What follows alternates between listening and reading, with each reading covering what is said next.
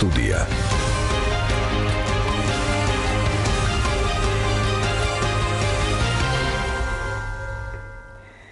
მოგესალმებით ძირფასო რადიო მსმენელებო, შესრულდა 14 საათი და 10 წუთი და რადიო პირველი არხის პირდაპირ ეთერში ღია სტუდია იწყებს მუშაობას. დღეს ვისაუბრებ დედაქალაქის ბაგა-ბაღებსა და იქ მოსალოდნელ ცვლილებებზე.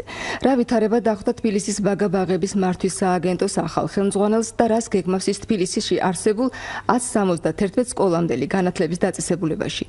როგორ გარემოში მოუწევს 61,000-ზე მეტ ბავშვს დღის უმეტესი ნაწილის გატარება. საკუთარ გეგმებს ბაგა-ბაღების მართვის სააგენტოს ახალი ხელმძღვანელი კახაბერ გვანცელაძე გაგვასწრებს. მოგესალმებით ბატონო კახა, მადლობა გადაცემაში. მოგესალმებით, მივესალმები რადიო მსმენელებს. მადლობა გადაცემაში სტუმრებისთვის. თქვენ კი ჩვენ ძირფასო რადიო მსმენელებო, შეგახსენებთ რომ შეგიძლიათ დაგვირეკო ტელეფონების ნომრებზე 2409192 ასევე შეგახსენებთ რომ რადიო პირველი არხის მოსმენა შეგიძლიათ FM 102-სა და 4-ზე და ინტერნეტის საშუალებით 1TV-ზე. ბატონ კახა, გუშინ ცნობილი გახდა მერიაში დაგეგმილი სტრუქტურული ცვლილებების შესახებ. დედაქალაქის მერის განცხადებით, თებერვლის ბოლომდე დასრულდება უკვე პროცესი და ზუსტად ამ დროს გაერკვევა, ვინ დარჩება მერის სამსახურებში და ვინ წავა. დღეს იყო კიდევ ერთი განცხადება, რომ ყველას მოუწევს გამოცდის ჩაბარება. რამდენად შეეხება ეს სტრუქტურული ცვლილებები თქვენ სააგენტოს?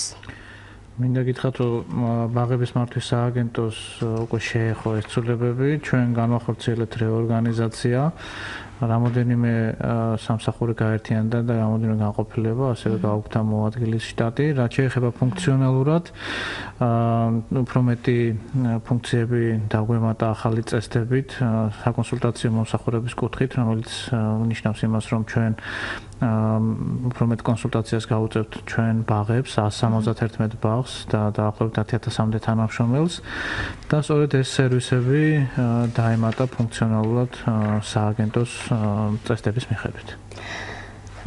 ბატონ კახა, სანამ კონკრეტულად დავიწყებდეთ საუბარს, გუშინ განახლდა აღზრდელობითი პროცესი ზამთრის არდადაგების შემდეგ. ეს სრულყოფილად აღდგა ყველა ბაგა-ბაღში თბილისის პირველ რიგში მინდა მიულოცო სასწავლო პროცესის განახლება თითოეულ აღსაზრდელს და აღზრდილ პედაგოგებს და ასევე ადმინისტრაციებს ბაღების. რა თქმა უნდა, განახლდა 71 ბაღში პროცესი და ყველა ბაღი მზად შეხვდა ამ პროცესს. კარგი, ბატონ კახა, საერთოდ როდესაც ადამიანი მიდის ახალ სამსახურში, მისი გეგმები ყოველთვის გარკვეულწილად დაკავშირებული არის იმ მემკვიდრეობასთან, რაც ხდება, ხო? თქვენ გარკვეული გეგმებით მოხვედით, ეს იქნება აი ამ სტრატეგიის ერთგვარი გაგრძელება, რომელსაც თქვენი წინამორბედი ახორციელებდა, თუ გარკვეული კორექტივების შეტანასაც გეგმავთ, აი რომ პირველ რიგში ზოგადად ამის შესახებ ვისაუბროთ და მერე კონკრეტულ საკითხებზე გადავიდეთ. რა თქმა უნდა, რამოდენიმე სამოქმედო გეგმიდან გამომდინარე, რამოდენიმე ცვლილება დაგეგმილი გვაქვს, ასევე რეფორმაც. გაგრძელდება გარკვეული აქტივობები, რომლებიც დაწყებული იყო და მინდა გითხრათ, რომ ახალი რეფორმები ძირითადად გატარებული იქნება ფინანსური მიმართულებით, შესყიდვების მიმართულებით, ასევე ინფრასტრუქტურის მიმართულებით და ასევე მეთოდური მიმართულებითაც. კარგი, ამ შესყიდვებზე და კვებით უზრუნველყოფაზე ბაღების ცოტა მოგვიანებით აუცილებლად ვისაუბრებთ. მანამდე პირველი რაც თქვენ ამ თანამდებობაზე მოსვლის შემდეგ გააკეთეთ, რამდენადაც ჩვენთვის ცნობილია, ეს იყო თქვენი სტრატეგიის ინიცირება მოახდინეთ. ანუ სამოქმედო გეგმის. დიახ, მაშინ განაცხადეთ, რომ მომავალი წლიდან უკვე ყველა თანამშრომელს ეცოდინება მისი კვალიფიკაციის გეგმის შესახებ, ეცოდინება სახელფასო ფონდთან დაკავშირებითაც, აი რას გეგმავთ პედაგოგების კვალიფიკაციასთან დაკავშირებით? ვინაიდან ეს ამ კვალიფიკაციაზე ყოველ საუბარი დიდი ხანია უკვე მიდის და მთავრობის მიერ დამტკიცებული გეგმის თანახმად ეს ერთ-ერთი პრიორიტეტი არის სკოლამდელი აღზრდის დაწესებულებებში, იმასთან ერთად, რომ კვალიფიკაციასთან ერთად ასევე უნდა მომზადდნენ ბავშვები სკოლისთვის, ანუ ეს მზაობა, ეს უნარები უნდა გამოემუშავონ და კვალიფიკაცია რას გეგმავთ ამ მხრივ ამ მიმართულებით? პირველ რიგში სანამ გადავალ ამ კონკრეტულ პრიორიტეტზე, მინდა გითხრათ სამოქმედო გეგმის შესახებ, რომელიც თქვენ ახსენეთ. მოსვლის დღიდან შევიმუშავეთ სამოქმედო გეგმა, რომელიც ძირითადად მომავალ 2 წელს მოიცავს. ანუ მიმდინარე წელს და 2019 წელს. შესაბამისად ამ 2 წლის განმავლობაში ჩვენ გვეგმავთ სხვადასხვა აქტივობებს და პრიორიტეტები გახლავთ ბავშვთა უსაფრთხოება, პოზიტიური გარემო შექმნა, ინსტიტუციური განვითარება და გამჭვირვალობა, ინკლუზიური განათლების ხელშეწყობა და თავისთავად ერთ-ერთი პრიორიტეტი არის კვალიფიკაციის ამაღლება. აღზრდილ პედაგოგების კუთხით შემუშავებული არის სხვადასხვა დოკუმენტები, იგივე UNICEF-ის ჩართულობით და განათლების სამინისტროს ჩართულობით და სწორედ ამ სტანდარტების შესაბამისად ჩვენ გეგმავთ აღზრდილ პედაგოგების კუთხით ვიმუშაოთ. მათ უკვე გაიარეს რამოდენიმე ტრენინგი, თუმცა მას შემდგომ რაც საკვალიფიკაციო მოთხოვნები დამტკიცდება უკვე ჩვენ შევეცდებით რომ ხელი შევუწყოთ თითოეულ ამ თანამშრომელს და ჩაუტაროთ ტრენინგები, შევუძინოთ ეს ტრენინგები და მათ ჩართულობა უზრუნველყოთ ამ ტრენინგებში.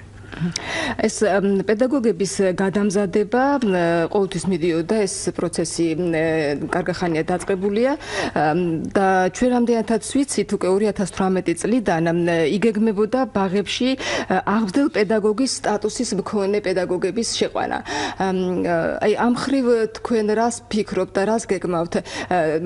მაშინ იყო ესეთი განცხადებები რომ 2024 წლის 1 სექტემბრიდან უნდა შესულიყვნენ ეს პედაგოგები, მაგრამ მანამდე რომ ვაკუუმი არ შექმნილიყო, გადამზადდებოდნენ, ანუ რაც გარკვეულ ტრენინგებს ჩაუტარებდნენ პედაგოგებს და ისინი მოიპოვებდნენ ამ სტატუსს და 2024 წლიდან უკვე განსაკუთრებული სტატუსის მქონე პედაგოგები შევიდოდნენ, ანუ აღზრდილ პედაგოგის სტატუსის მქონე პირები. აი ამ ხრივ რა გეგმები გაქვთ თქვენ? ამ შემთხვევაში ჩვენ ვართ იმპლემენტატორები, განათლების სამინისტრო არის ინიციატორი ამ თემის, რომელიც არის პოლიტიკის გამსაზღვრელი და თავისთავად მას შემდგომ რაც განათლების სამინისტრო და ცენტრალური ხელისუფლება მიიღებს ამ გადაწყვეტილებებს, ჩვენ თავისთავად განვახორციელებთ. გასაგებია.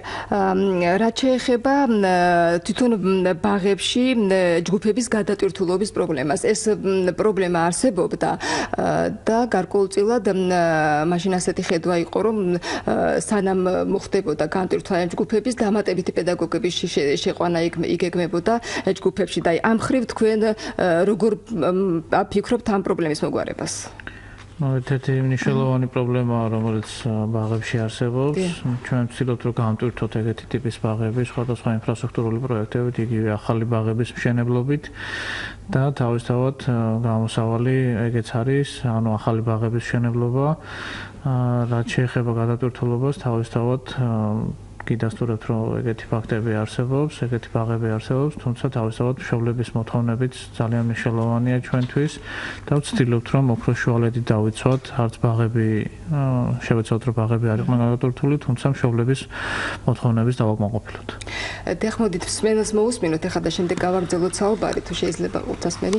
გისმენთ პირდაპირ ეთერში ბრძანდებით. ალო, დიახ, გამარჯვებათ, მოგესალმებით. მოგესალმებით თქვენ სტუმართა უპირველესყოვლისა ულოცავთ ჩვენ ატარებს ძირფასეს ატარებს საბავშვო იმის დაწებას და ახლა რა შეეხება კითხვა გვაინტერესებს უციანად საქართველოში რამდენი ბავშვი ირიცხება საბავშვო ბაღებში ეს ერთი და სტანდარტულად ევროსტანდარტის დონეზე რა არის საერთოდ ერთ ბავშვზე რამდენია თანხა რაც შეადგენს ეს რომ ძალიან უყვართ ჩვენ მთავრობებს ევროპასთან შედარება და ესენი და ეს სტანდარტი გვაინტერესებს მადლობთ.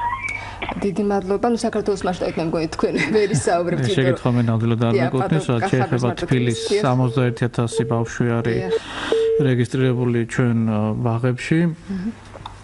და მეორე შეკითხვას რაც შეეხება თავისთავად ფინანსური კუთხით მიმდინარეობს მუშაობა, როგორც გითხარით ამ ფინანსურ რეფორმაში თუ იგულისხმება ფინანსური სტანდარტის შემუშავება, ეს ცენტრალური ხელისუფლების უფლებამოსილებაა და თავისთავად კითხვა მათ ეკუთვნით.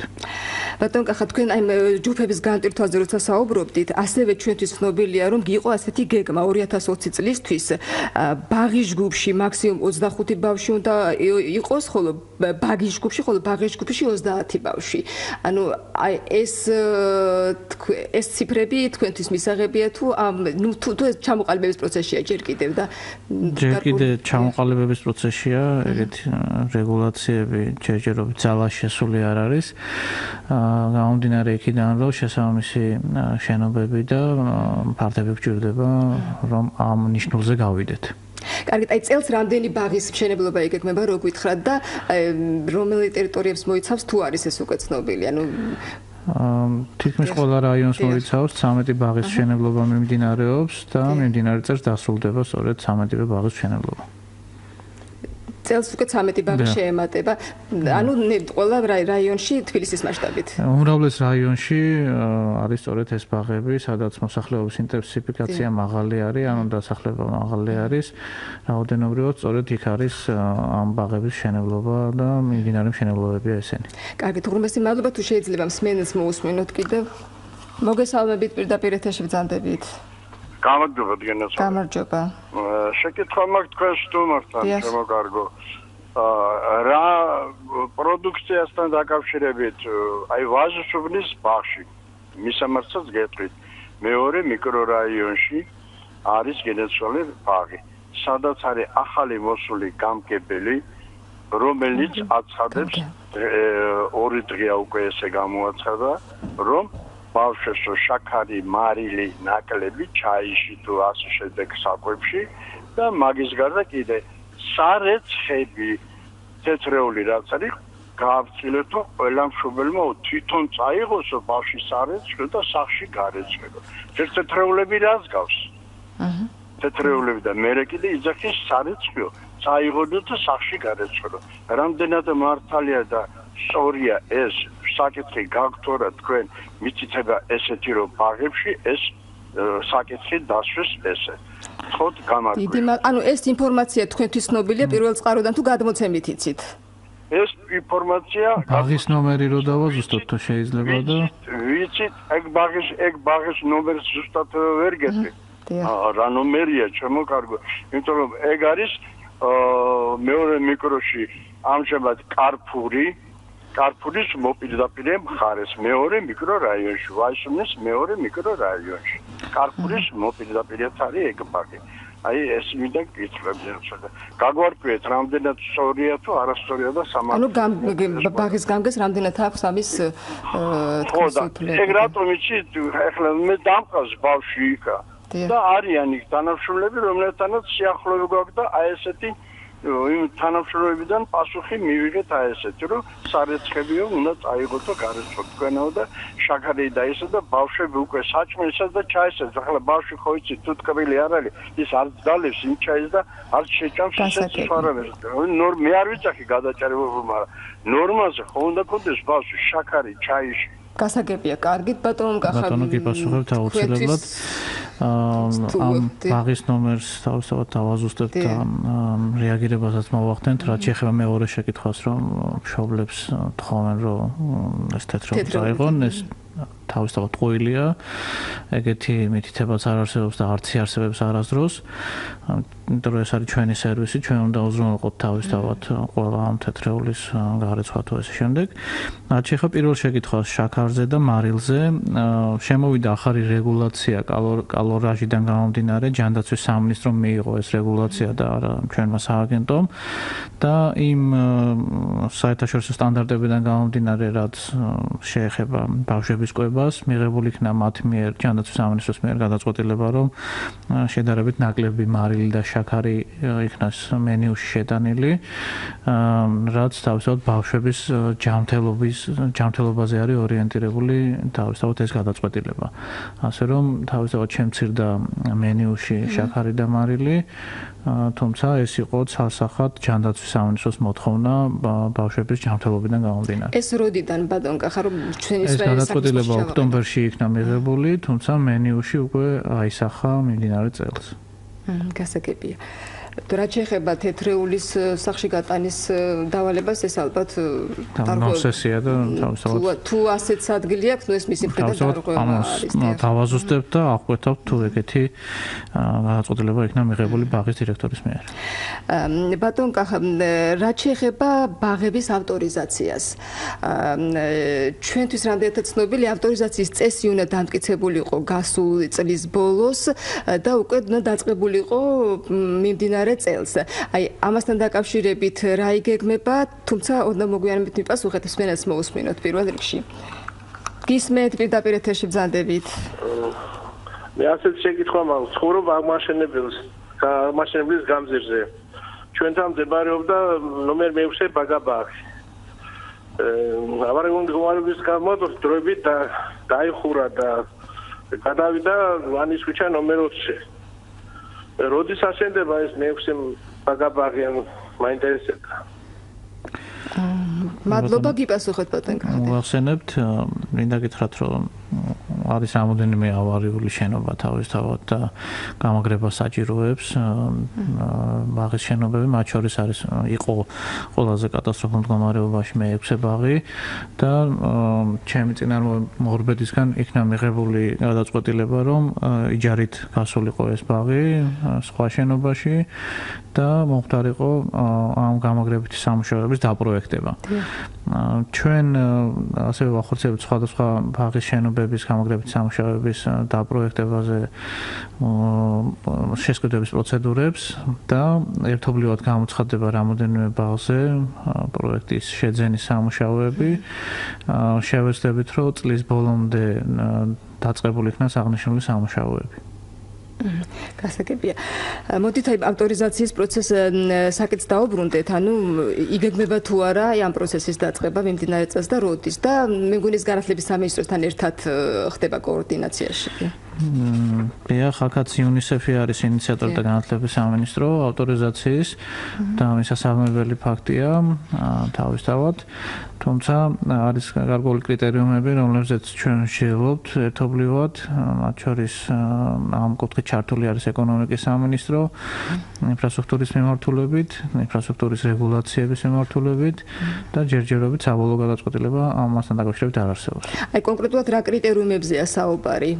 სხვადასხვა კრიტერიუმები არის ბაღების ინფრასტრუქტურიდან გამომდინარე, იგივე ჯგუფური მოედნების მოწყობა, ამ ჯგუფური მოედნების გადახურვები, უშუალოდ პანდუსების მოწყობა შენობებში, ასევე სხვადასხვა კიბეების რეკონსტრუქცია, შესასვლელების რეკონსტრუქცია და ასე შემდეგ, რომლებიც პრაქტიკულად ავტორიზაციის გარკვეული ნაწილი იქნება. და აქედან გამომდინარე გადაწყვეტილება ჯერჯერობით გადაწყვეტილება არის მიღების პროცესში. ანუ შემუშავების პროცესში არის ეს ავტორიზაციის წესიც და ჩვენც ველოდებით ამ კუთხით თუ რა გადაწყვეტილება იქნება მიღებული. ანუ ჯერ წესიც არ არის დამტკიცებული ისე. ჯერჯერობით წესიც. და საუბარი იყო, რომ ეს ინფრასტრუქტურის ნაწილში ეს ავტორიზაცია უნდა 2020 წლისთვის გადაიდებოდა და მანამდე ნაწილობრივ უნდა მომხდარიყო. ანუ ამის შესახებ ეს ასე აღარ მოხდება როგორც ჩანს სრულყოფილად იქნება ეს. ვერ გეტყვით უნდა დავუდოთ გადაწყვეტილებას ამჯერად.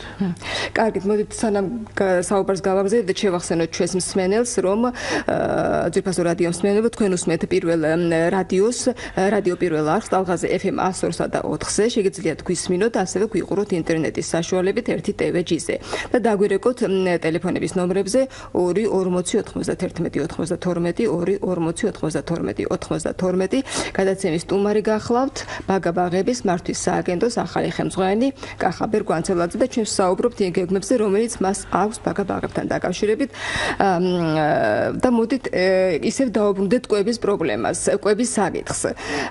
რამდენადაც ცნობილია გარკვეული კითხვის ნიშნები კვებით უზრუნველყოფაზე არსებობდა წარსულში ამ ბაგა-ბაღების უზრუნველყოფასთან დაკავშირებით და თბილისის მერის მოადგილემ ირაკლი ბენდერიანმა გარკვეული პირების პასუხისმგებლობის საკითხიც არ გამორიცხა ამ მხრივ და ისიც ვიცით, რომ ტენდერი ჩატარდა ცოტა ხნის წინ, ერთიან ხელშეკრულებაზე არის საუბარი. ამ საკითხზეც ოდნავ მოგვიანებით გავაგრძელოთ ჩვენ მსჯელობა, მსმენელს მოусმინოთ, გისმენთ პირდაპირ ეთერში ბრძანდებით. გისმენთ, მოგესალმებით, დიახ. მოგესალმებით. შეკითხვა მაქვს თუ შეიძლება.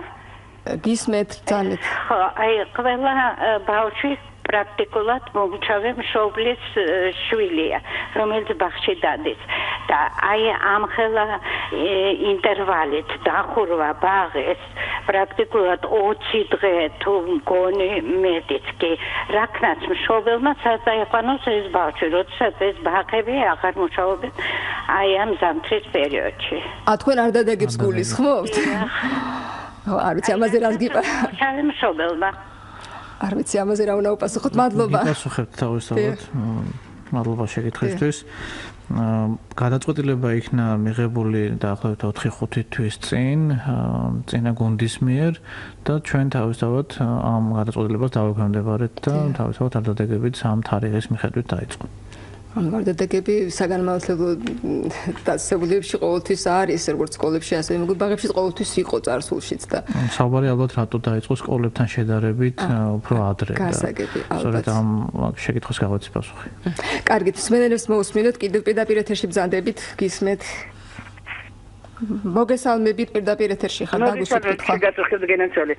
ბაგა-ბაღებში ისე იგი ძილის პრობლემა მცირეწილოვან ბავშვთა შორის ხარ მოშლილა ეს კანონი და იმავე ჯგუფში თუ არის ადგილი თქვა და აღარ ძინავს ეს მეორე ჯგუფის ბავშვის შემოყვანა და იმავე საწოლში სხვადასხვა ბავშვის დაძინება მომსახურება ეს ამაზე როგორი კანონი დარჩა დღეისათვის.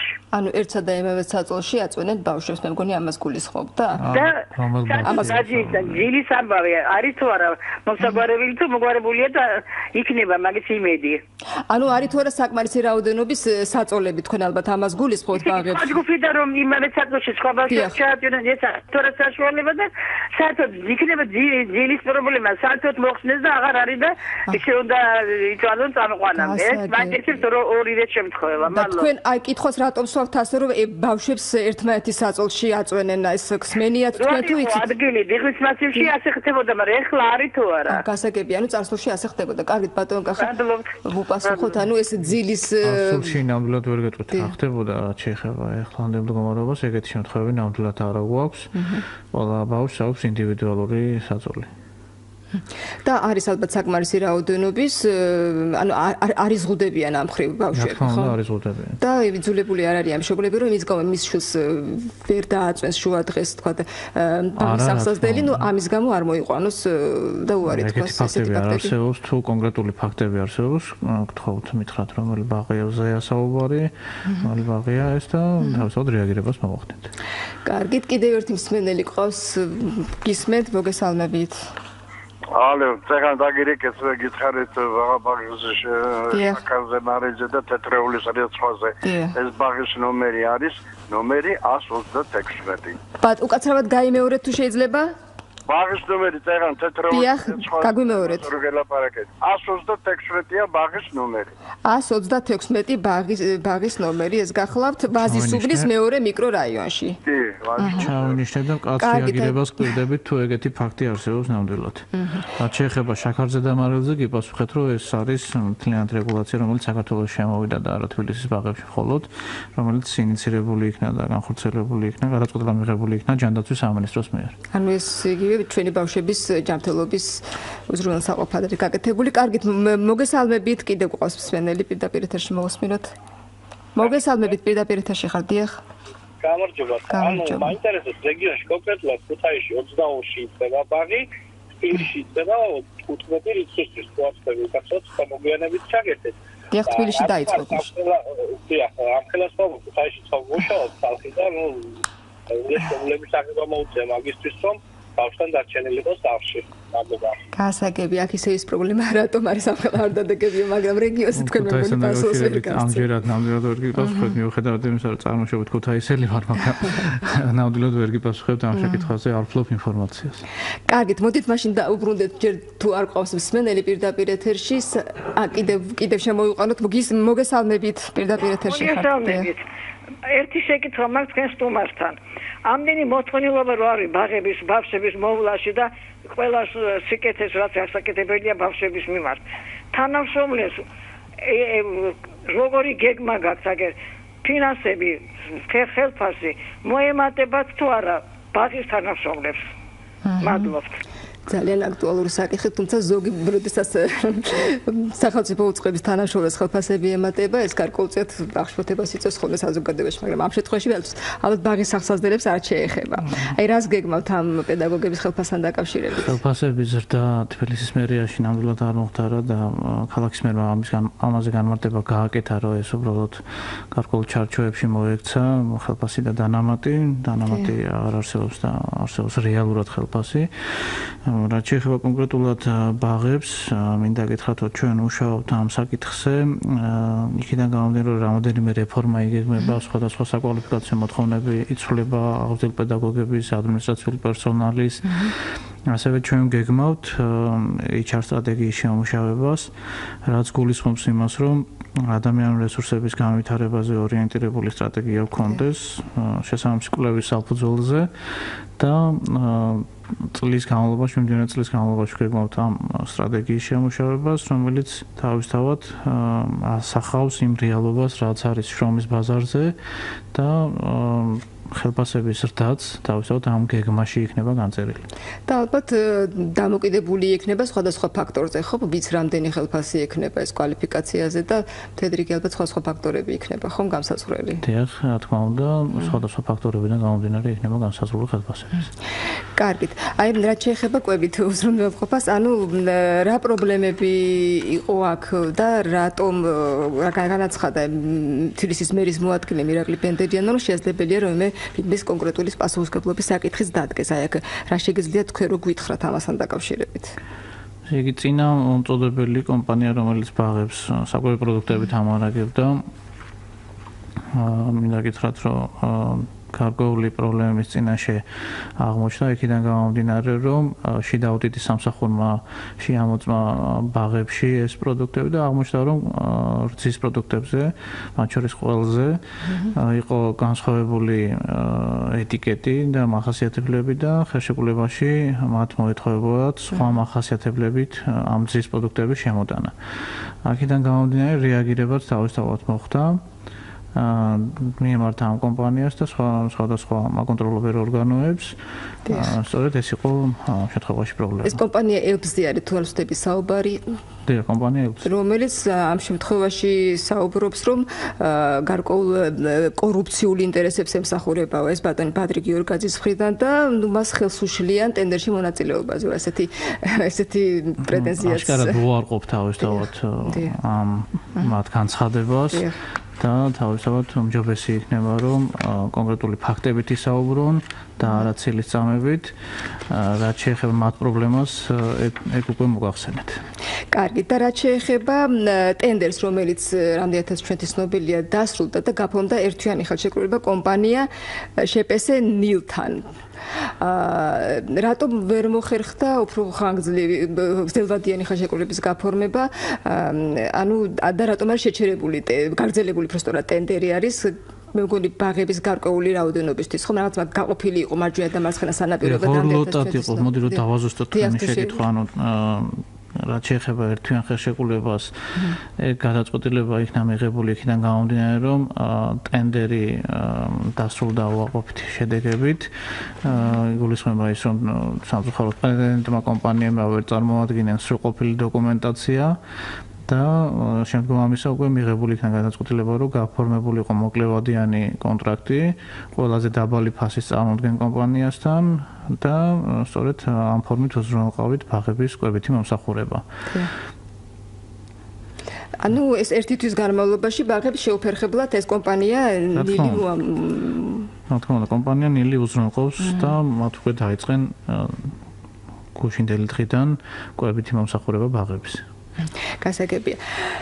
ბატონ კახაბერ, ალბათ საინტერესოა ის ფაქტიც, რომ ცოტა ხნის წინ იყო ასეთი განცხადება, რომ შესაძლებელია ბაღები გახდეს ფასიანი. ხო, პრემიერ-მინისტრმა გააკეთა ეს განცხადება და მაშინ მან აღნიშნა, რომ ეს განპირობებულია იმით, რომ იმის გამო, რომ გარკვეულწილად გაიზარდა მოთხოვნილება სახელმწიფო ბაღებზე, კერძო ბაღებიდანაც მოხდა გადადინება ბავშვების და უკვე ამდენს ვეღარ უზრუნველყოფს ამდენი ბავშვის უფასო მომსახურებას სახელმწიფო და გარკვეულწილად ალბათ ის ოჯახები, რომელთაც აქვს ამის საშუალება, იმ ოჯახებმა უნდა გადაიხადონ საფასური.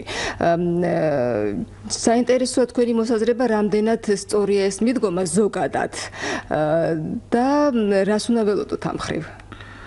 მინდა გითხრათ, რომ ეს გახლავთ პრემიერის ინიციატივა და თავისთავად თუ მიღებული იქნება გადაწყვეტილება ცენტრალური ხელისუფლების მიერ, ჩვენ ვართ აღმასრულებელი რგოლი თვითმმართველობის და თავისთავად ამ გადაწყვეტილების აღსრულებაში მივიღებთ მონაწილეობას და აღვასრულებთ ამასთანავე. ანუ ჯერჯერობით რამე კონკრეტულ გადაწყვეტილებაზე საუბარი არ არის მიმდინარეობს. მე ვერ მოგახსენებთ ამასთან დაკავშირებით. კარგით, მოდით შევახსენოთ ჩვენს რადიო მსმენელს, რომ უსმენთ რადიო პირველ არხს ტალღაზე FM 102 და 4-ზე. ასევე შეგიძლიათ გვისმინოთ და გვიყუროთ ინტერნეტის საშუალებით 1TV-ზე და დაგვირეკოთ ტელეფონების ნომრებზე 240 91 92 240 გადაცემას დღეს სტუმრობს ბაგა-ბაღების მართვის სააგენტოს ხელმძღვანელი კახაბერ გვანცელაძე. ბატონ კახა, თუ შეიძლება ყურსასმენი მოირგეთ და მოусმინოთ მსმენელს. ალო. დიახ, მოგესალმებით გისმენთ. ბედნიერებას გისურვებ ყოველთვის წარმატებულს და ყველას სიკეთეს. მე ასეთი კითხვა გამიჩნდა აი პრემიერის მიერ გაკეთებულ განცხადებასთან დაკავშირებით, რომ ჩვენ კარგად ნიშნებთან, რომ განახადა ესეთი რამ საზოგადოდ ყველას გასაგონად, რომ ჩვენ ვიცით რომელ ოჯახებს რა შესაძლებლობა აქვს და ვინ არის გადახდენილ რომ ბავშვების საბავშვო ბაღში სიარულისთვის, ანუ იყოფნისთვის გადაიხადონ გადასახადიო. მე ამით მენიშნა ერთი სერიოზული სოციალური და საზოგადოებრივი მნიშვნელობის პრობლემა. რადგან პრემიერ-მინისტრთან ასეთი მოწოდების ადამიანი თანამდებობრივად ამას აფიქსირებს საჯაროდ და ესე გახსნილად თან მორიდების გარეშე, ეს იმას ხომ არ ნიშნავს, რომ ფაქტობრივად ყველა ოჯახის სოციალური შემოსავლები აქვს შესწავლილი და ეს მომავალში ჩვენ შეზღუდვებს ხო არა გამოიწვევს ან ასე შემდეგ, იმიტომ რომ როგორ შეიძლება 3 მილიონიან ქალაქში ან ქვეყანაში როგორც ხდება დაარქვით, რომ ყველა ოჯახის სოციალური მდგომარეობა იყოს შესწავლილი და აქედან გამომდინარე ხალხს უნიშნავდეს თვითონ მთავრობა გადასახადებს თუნდაც ამ პატარა ბავშვებზე და ძალიან არასწორად მიმაჩნია, რომ ბავშვი კი არა სკოლაშიც უნდა იყოს უფასო სწავლება, სასწავლებელშიც უმაღლეს სასწავლებელში, იმიტომ რომ ნიჭი ეძლევა ღმერთისგან ადამიანს და თუ ამ ნიჭს თქვენ ფულის გამო შეზღუდავთ ან თქვენ ან სხვა ადამიანი არ აქვს მნიშვნელობა. ეს იმას ნიშნავს, რომ არანაირი პროგრესი არ იქნება, რომელი კუთხითაც გინდათ, რომ ქვეყანა განვითარდეს. ანუ საშინელი მდგომარეობა იქნება. მადლობა. ბატონ კახარას. ეს პროპოზიცია იყო ალბათ ხალბატონის ვიდრე შეკითხვა. მე თქვენ კითხვას გავეცი უკვე პასუხი, თავისთავად ეს განხილვის პროცესში არის და თუ გადაწყვეტილება იქნება მიღებული, ჩვენ ამ გადაწყვეტილებას თავქვემდებარებით. გასაგებია, თუმცა ის მოსაზრება, რომ საიდან იცის სახელმწიფომ ვის რა ისი გადახდა შეუძლია, ამასთან დაკავშირებით ხარ არის. ამასთან დაკავშირებით კომენტარს ნამდვილად ვერ გავაკეთებ, ვერ გეტყვით. კარგით. ბატონ კახა, მინდა კვალიფიკაციას დაუბრუნდეთ პედაგოგებისას, ისევ და ისევ, იმიტომ რომ მაინც ამ სააღმსდელო პროცესში ალბათ ერთ-ერთი მთავარი არის პედაგოგების კვალიფიკაცია. თქვენ გაქვთ უკვე შეხება ხომ ბაღებს და მაინც მაინტერესებს თქვენი მოსაზრება აი ამ ეტაპისთვის, როგორ შეაფასებთ, აი რამდენად კვალიფიციური პედაგოგები უძღვებიან აი ამ სასწავლო პროცესს და აღმსდელობით პროცესს ჩვენს თბილისის ბაგა-ბაღებში. მე ვფიქრობ, რომ საკმაოდ კვალიფიკაცია გააჩნია ჩვენ აღზრდილ პედაგოგებს და ისინი აკმაყოფილებენ ჩვენ მოთხოვნებს და ასევე ეროვნული მასშტაბის სტანდარტებს.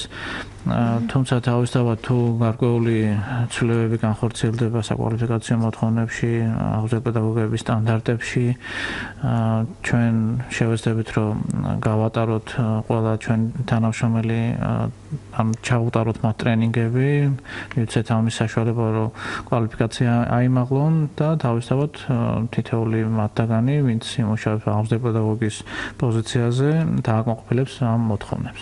და ამ ეტაპზე თუ მიმდინარეობს რაიმე კონკრეტული აქტივობებია, თუნდაც UNICEF-ის ჩართულობით, იმიტომ რომ ჩვენ ვიცით, გარეს ბავშვთა ფონდი ძალიან აქტიურად თანამშრომლობს ამ ხრივ აი ამ სფეროში. რამოდენიმე ტიპის დოკუმენტი არსებობს უკვე შემუშავებული UNICEF-ის მიერ და როგორც ვიცი, განათლების სამინისტრო მუშაობს მათთან ერთად. შეეხება აღზრდა პედაგოგის სტანდარტს და ასევე აღზრდა პედაგოგის საკვალიფიკაციო მოთხოვნებს. და რაც შეეხება ჩვენ რამდენადაც ცნობილია ჩვენთვის ასევე შემუშავებული აქვს სახელმწიფოს კანონი არის, ასე იგი სკოლამდელი აღზრდის შესახებ. აი ამ კანონის ამოქმედება უკვე დაწყებულია, ხო, რამდენადაც ცნობილია. და კონკრეტულად თქვენ რა აქტივობების განხორციელებას გეგმავთ აი ამ კანონის ფარგლებში, ანუ რომ ვისაუბრებთ კანონში, ან რას მოითხოვს და რას ითვალისწინებს ეს ყველაფერი? კანონი პრაქტიკულად მულტისექტორული არის და ძალიან ბევრ თემას მოიცავს. თავისთავად ეს რეგულაციები, რომელიც ამ კანონმა შემოიღო, აუცილებლად გასათვალისწინებელი არის და ასევე არის გარკვეული ვადებიც, რომლის შემდგომაც უნდა ამოქმედდეს სხვადასხვა რეგულაციები. მისაღები არის კანონქვემდებარე აქტები, მათ შორის ავტორიზაციის წესი, ინფრასტრუქტურის რეგულაციის წესი, ასევე აღზრდა პედაგოგის სტანდარტი, როგორც მოგახსენეთ, სხვადასხვა მიმართულებით საკვალიფიკაციო მოთხოვნები, როგორც ბაღების ადმინისტრაციის, ასევე აღზრდა პედაგოგების და მინდა გითხრათ, რომ ეს კანონი არის არსებითად მნიშვნელოვანი თითოეული ბაღისთვის, ჩვენი სექტორისთვის და თავისთავად ჩვენც ველოდებით ბევრ პოზიტიურ შედეგს. იცით, საინტერესოა აღზრდელობითი პროცესი, აქ ერთი მხარე არის ალბათ საგანმანათლებლო პროცესი, ხო? აი რომ დავახასიათოთ ეს დღეს ჩვენს ბაღებში რამდენად სრულყოფილია და რას მოიცავს, თუ არის შესაძლებელი ამის შესახებ რო გითხრათ 2-20 სიტყვით. ანუ რას გულისხმობთ კონკრეტულად? ანუ აი რა აქტივობებს მოიცავს პედაგოგების მხრიდან ბავშვების ეს საგანმანათლებლო პროცესი. და მინდა უსაფრთხოებაზე ცოტა უფრო ესეთი ცოტა ვრცლად ვისაუბროთ, იმიტომ რომ გარკვეული საინტერესო შეკითხვა არის სხვათა შორის ჩვენ ვაინიცირებთ განათლების სამინისტროსთან და მუშაობთ ამ ინიციატივაზე, რომ შემუშავდეს გზამკვლევები, პოლიტიკის დოკუმენტები კონკრეტულად იმ მეთოდოლოგიაზე, რომელიც არსებობს, რომელიც უნდა შემოვიდეს ბაღების სისტემაში. ეს შეეხება როგორც თამაშებს, ასევე აღზრდა პედაგოგების სახელმძღვანელოებს. გვინდა რომ ამ თამაშების და ასევე სახელმძღვანელოების გრიფირება მოვახდინოთ, როგორც ეს სკოლებში არის და თავისთავად ესეც იქნება მნიშვნელოვანი წინგადადგმული ნაბიჯი. საინტერესო. კარგით, მსმენელს მოусმინოთ, კვლავ პირდაპირ ეთერში მსმენელი ყავს, თუ შეიძლება ყურსასმენი.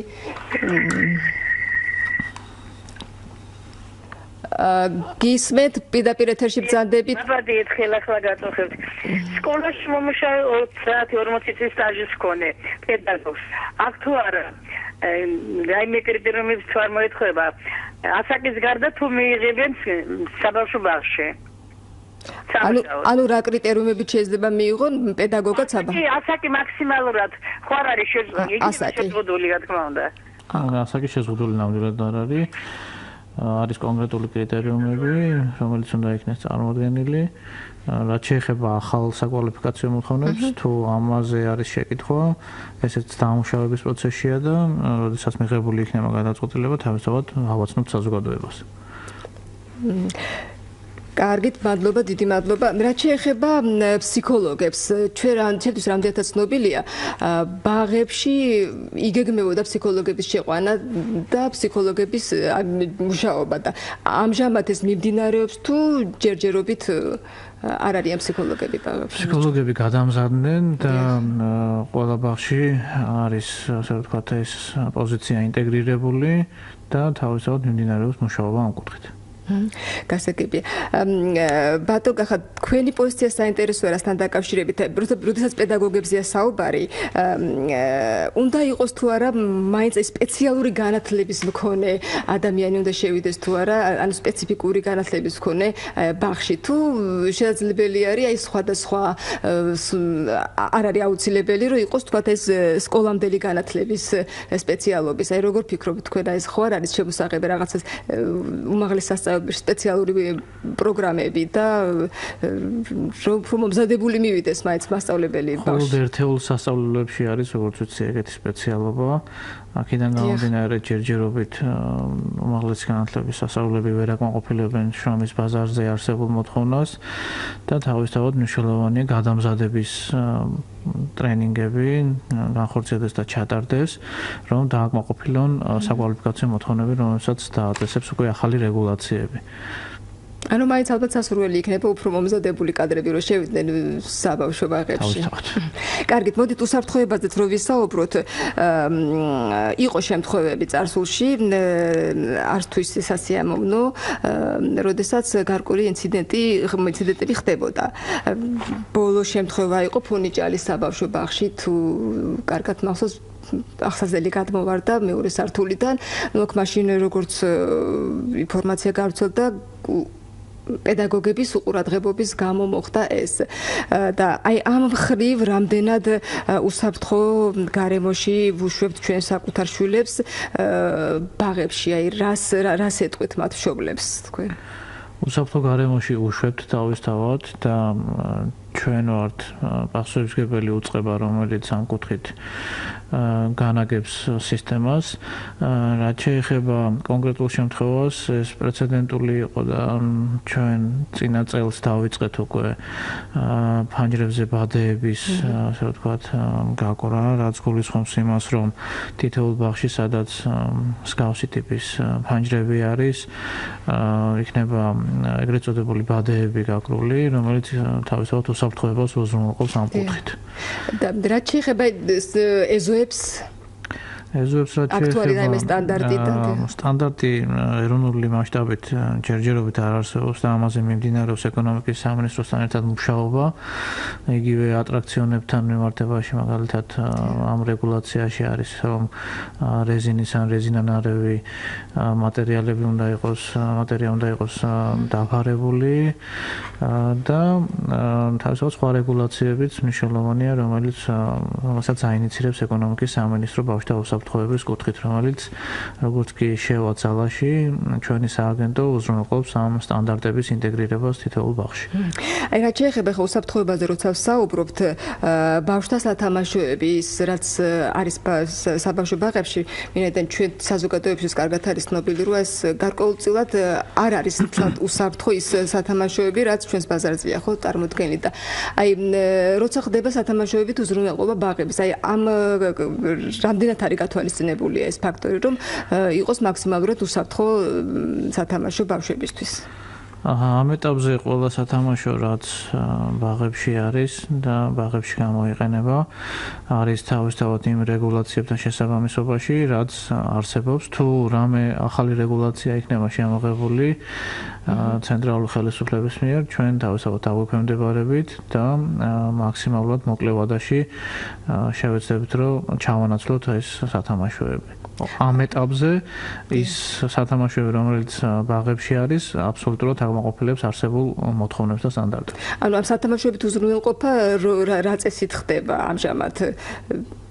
გარკვეულწილად როგორც ტენდერებით ხდება ეს შესყიდვა თუ ბაღები ახორციელებენ თავად შესყიდვებს და ამ განაწილებას ღებულობს დირექტორები და შესაბამისი ადმინისტრაციის თანამშრომლები. ანუ აბსოლუტურად მისი პასუხისმგებლობის ქვეშ არის ის თუ როგორი რამდენად ხარისხიანი სათამაშოებით არის. თავისთავად პასუხისმგებლობა აცია ამ შემთხვევაში. კარგით, მსმენელი ყავს, მოდით მოусმინოთ, სანამ დავასრულებთ რამდენიმე წუთი დაგჭირდა. დიახ, გისმენთ? ალო, მოგესალმებით. გამარჯობათ. ბოდიშ გიხდით ოდნავ რომ მოსცილდეთ რადიოს, თქვენი ხმა რომ უკეთ გავიგოთ. ახალწლებს გილოცავთ? მადლობა. ეს კითხვა მაქვს, ძალიან მაინტერესებს ბაღში თანამშრომლების კვებაზე თუ არის რამე? რო აი, თვითონ თანამშრომლები რო იკვებობოდნენ. გასაგებია. თანამშრომელთა კვება. არ ვიცი. შოთაშორის ერთ-ერთი აქტუალური საკითხი არის, რომელიც დგას დღის წესრიგში. ამ ეტაპზე თავისთავად გადაწყვეტილებები არ არის მიღებული, იცით რომ ეს გარკვეულ, ასე ვთქვათ, ანალიზს საჭიროებს, გარკვეულ გათვლებს საჭიროებს, ასევე კონკრეტული ინფრასტრუქტურას საჭიროებს და თავისთავად იქიდან გამომდინარე დღის წესრიგში დგას ჩვენ ვუშაობთ ამ საკითხზე, თუმცა ჯერჯერობით გადაწყვეტილებებზე თავისთავად ვერაფერს გეპასუხებთ. კარგით, ბატონო, კიდევ აი რა შეგიძლია დაამატოთ, ანუ აი უახლოესი პერიოდის გეგმები თქვენი, რა ნაბიჯებს უნდა ველოდოთ თქვენგან საზოგადოებას რას უნდა ველოდოთ, აი რო გვითხრათ, ის რაც ჩვენთვის ჯერჯერობით ცნობილი არ არის და არ მოსულა ჩვენამდე. თავარი რაც მინდა გითხრათ, რაზეც არის ორიენტირებული ჩემი სამოქმედო გეგმა და ჩემი გუნდის სამოქმედო გეგმა არის ბავშვებზე ორიენტირება და თავისთავად მეტი კომფორტული გარემო შექმნა, მეტი უსაფრთხო გარემო შექმნა, კვების ხარისხის ზრდა, თავისთავად ინკლუზიური განათლების გააქტიურება, მნიშვნელოვანი არის ინსტიტუციური განვითარება, ასევე თითოეული ბაღის და გამჭვირვალობის უზრუნველყოფა, ხშირად ისმის შეკითხვები ფინანსების მართვასთან დაკავშირებით, რაც ბაღებში არის. ამ კუთხით ჩვენ უკვე დავიწყეთ მუშაობა და თავისთავად მაქსიმალურად უზრუნველყოფთ ანგარიშგების სისტემას, ანუ გამჭვირვალობის ხარისხს და თითოეული ინფორმაცია იქნება ხელმისაწვდომი თითოეული მშობლისთვის, აღზრდელისთვის, თუ ნებისმიერი მოქალაქისთვის, თუ რა თანხები რაში იხარჯება. ასევე მნიშვნელოვანია ის, რომ თავად სააგენტოც გარდაიქმნას და გახდეს რეალური რესურს ცენტრი ბაღებისთვის, რეალური ხელშემწყობი და დამხმარე სერვის ცენტრი, სადაც შესაძლებელი იქნება თითოეული თანამშრომლისთვის, თითოეული მშობლისთვის, ასევე ადმინისტრაციული პერსონალისთვის კონკრეტული კონსულტაციების გაცემა ერთი ფანჯრის პრინციპით, რაც ნიშნავს იმას, რომ ნაკლები ბიუროკრატიის ხარჯზე მეტი სერვისების მიღების საშუალება ექნებათ სააგენტოდან და ამასთანავე მე მინდა მოვუწოდო თითოეულ მშობელს აქტიურად ჩაერთონ ბაღების მართვაში, რათა უზრუნველყოფილი იქნას გადაწყვეტილების მიღების პროცესში მათი აქტიური ჩართულობა. სწორედ აი ამ მიმართულებებით მუშაობთ ჩვენ, ამ პრიორიტეტებით, რაც საბოლოო ჯამში მეტ პოზიტიურ შედეგებს მოვიტანს. რამდენადაც ცნობილია თქვენ შეხვდით კიდეც მშობლებს, ხო ქონდათ ერთი ასეთი შეხვედრა და რა საკითხები მოისმინეთ მათგან საინტერესო, აი ორიოდე სიტყვით, რომ ძალიან ცოტა დაგვრჩა. ხოდაშორ ძალიან საინტერესო შეხვედრა იყო და ახლავეთ 200-მდე მშობელი იყო თითოეული ბაღიდან, იყვნენ ისინი წარმოდგენილი, ძალიან აქტიური კონტინგენტია ეს ადამიანები და მე მინდა რომ მეტად გააქტიურდნენ, მეტი ჩართულობა იყოს მათი, რამე თუ მათი პოზიცია არის არსებითი და მნიშვნელოვანი, ყველაზე მნიშვნელოვანი ჩვენთვის და იმისთვის რომ ხარისხი ავწიოთ, მეტად ასე ვთქვათ, გავაღრმავოთ ეს ხარისხი და თავისთავად სერვისები, რომელსაც ჩვენ მივაწოდებთ მათ ბავშვებს, იყოს ორიენტირებული ხარისხის ზრდაზე და მინდა გითხრათ, რომ სწორედ ამ შეხვედრაზე დავინახე პირველივე დღეებში შევხვდი მათ და დავინახე ის წუხილი და ის პრობლემები, რომლის გადაჭრაზეც არის ორიენტირებული ჩემი და ჩემი გუნდის სამოქმედო გეგმა. დიდი მადლობა წარმატებებს გისურვებთ. ღია სტუდია დასრულდა. მადლობა მსმენელს ყურადღებისა და აქტიურობისთვის. მადლობა ხმის რეჟისორს ია ჭელიძეს, გადაცემის რედაქტორი ლელა ვაშაკიძე და მე ნათია არველაძე. ხვალამდე გემშვიდობებით, განსაკუთრებულ მადლობას გადაგიხდით თქვენ ბატონო კახაბერ მობრძანებისთვის. დიდი მადლობა. იმედია მომავალშიც ვითანამშრომლებთ. კარგად ზანდებოდეთ ნახვამდის.